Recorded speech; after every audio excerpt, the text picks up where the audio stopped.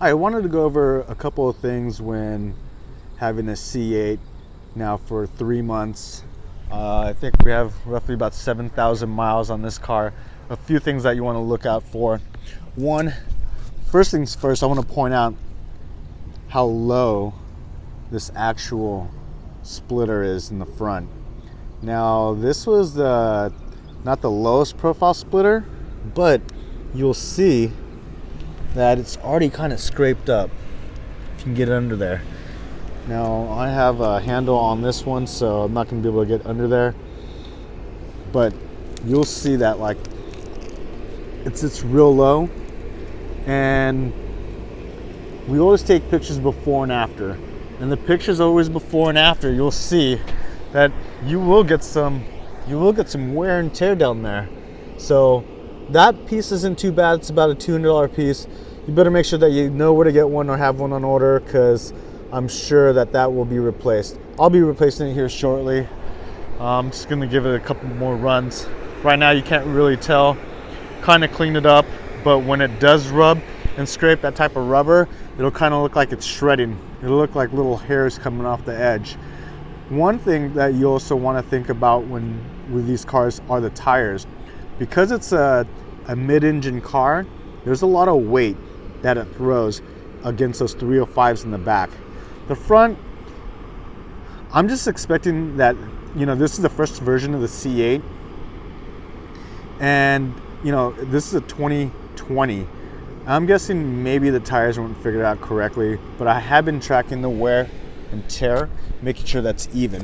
Now, before every single time it goes out, we always measure the level of the tire, but on this car we're doing it on both ends as well, so we want to always make sure that happens. One thing we like to do is we like to keep the tires clean even on the inside to see if there's any heavy braking. Now, the app that we have on this car, the tracking app, will tell us if there's heavy braking being done, so that's kind of a nice feature. Now, a few other things to even look at is we have the side mirrors covered and wrapped, and I'm gonna have to do another video with redoing the wrap here shortly, but I'm glad for this wrap because you'll see, I'll show you on the other side, it has been nicked. This side has been nicked too, but the great thing about vinyl is some of the nicks that I've had on this car I've been able to fix, and now I can't even point out where they are. But I'm definitely going to be redoing this. If you can see right here, that's kind of another fix I'm going to have to do once again. And that's just from a poor cut from when we had it done. Now, this car has been out to Vegas. And for the Vegas runs that it's had, I think it's been out there 2 or 3 times. It looks like it's holding up pretty well. We do have the clear coat, but again, we have some more nicks right here. Good thing that's on the vinyl. Gonna have to redo that. That's kind of an easy fix, and I'll do a video on that as well. But on the windshield, not too bad, but you will see probably a little bit here and there. Now, these ones you can kind of clean up, right? You get a little bit, you get the window repair kit. You definitely want to fill these in. So I'm also going to be doing that as well too. If you can see a little nick right here, just for appearance. Not that those will get any bigger, but definitely want to take a look at that one today. There's one up there. Now, these handles are pretty amazing, but I noticed just even by handling this car, you always want to make sure that this piece isn't loose and that it's on there real tight. I just put the top on, and this being the first time that Corvette's ever done a convertible automatic, the alignment, when it's off, these windows on close won't close all the way. Now, I have had that already brought in. I've brought this in already to Chevy one time and they fixed it, but it's probably gonna happen again. That one happened on the right side. Last time it happened was on the left side. And so now we see the left side, it's all the way up. What we'll do is whenever it goes on a rental or comes back from a rental, we always want to make sure that we test out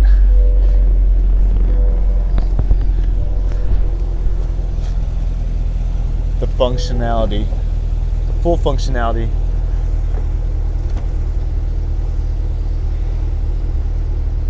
of the convertible. There's a lot of moving parts. Looks like they've done a really good job, but again, it goes fast, and because there's a lot of moving parts, there's gonna be issues.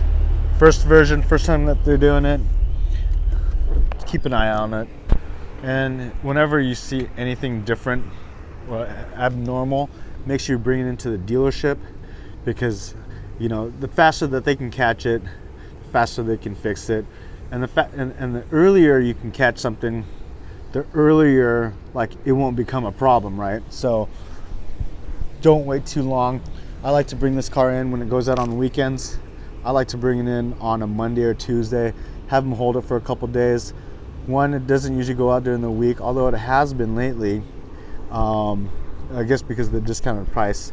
But you want to make sure that they thoroughly check it out. And if there's any other issues that they can find, of course it's under warranty, being you.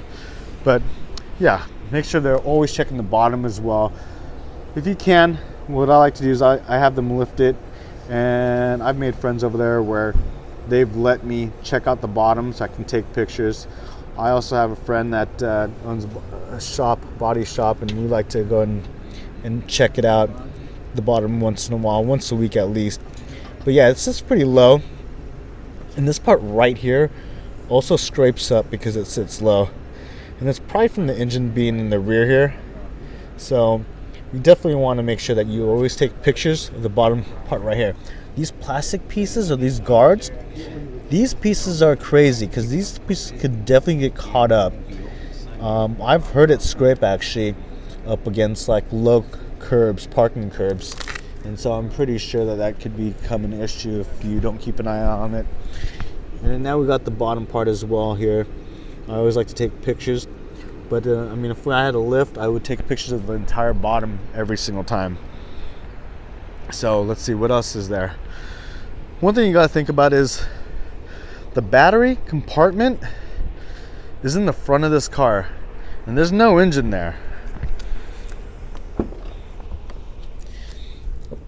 And it's not easily accessed.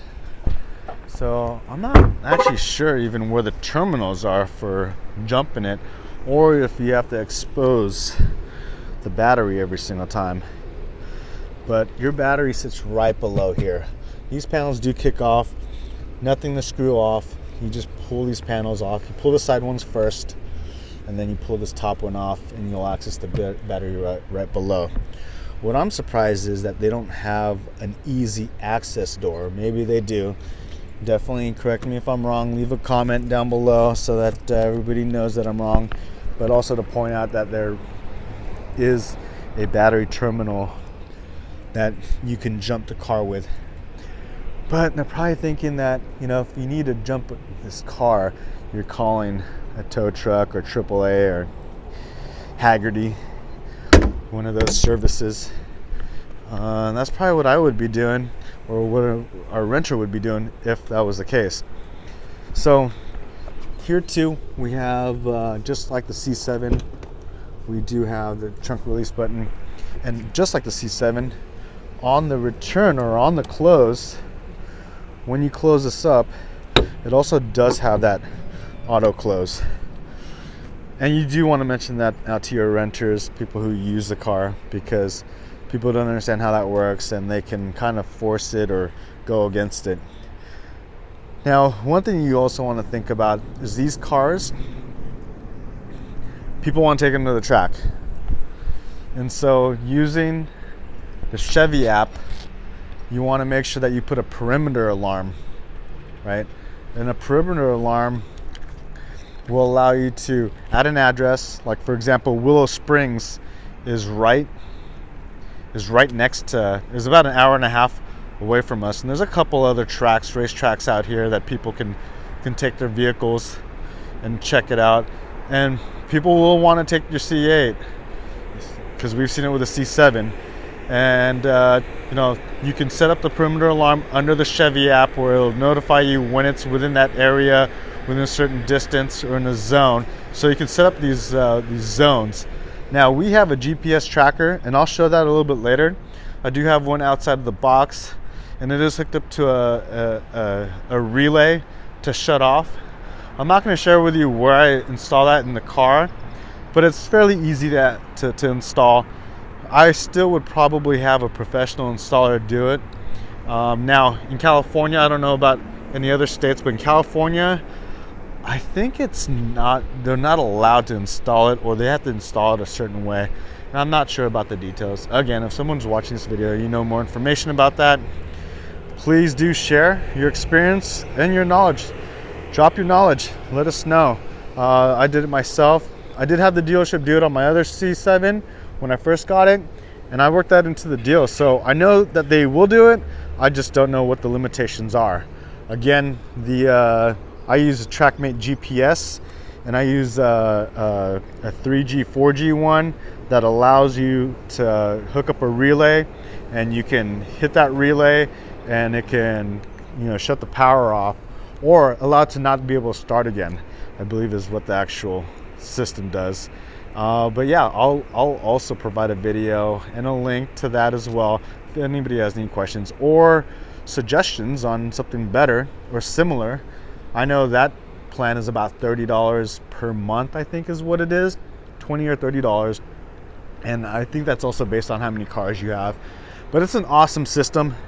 It reminds me of the Tesla tracking system, how pretty accurate it is on where it is, because some of these GPS systems, they don't work out too well.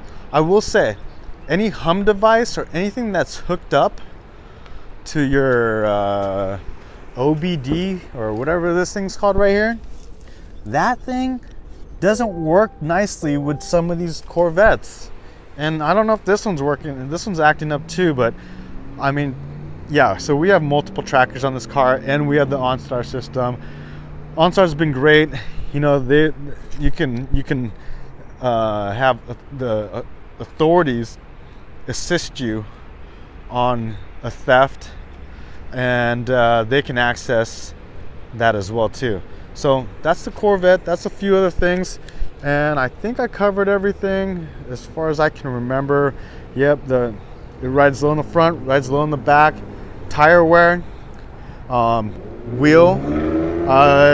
Advice I would give to any other C8 owners that's looking to rent out the cars: if you find wheels and tires that someone swapped out and they're brand new wheels and tires because they took it from the dealership and they wanted to upgrade, and you find them for $1,000 to $1,200, it's going to be definitely worth it.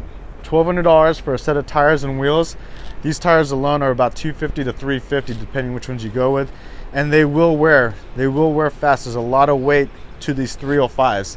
And another thing too, when you're renting out your cars, you have to have the same specs. So as much as I want to put 325s, a little bit wider of a spec of a tire rather than these 305s, 3020s, you have to match it up with what this says. I've had claims where that's become an issue, and you just don't want any issues whatsoever. Now that claim did get processed and did get approved, and we did get our money, but I did have wider tires on one of the BMWs, and so that's something you also want to think about. But yeah, if there's any other questions, definitely leave them down below. I'm pretty sure the community will point out a few things, maybe have some answers, and if not, I'll do a video on it. Until next video, thanks for checking this out.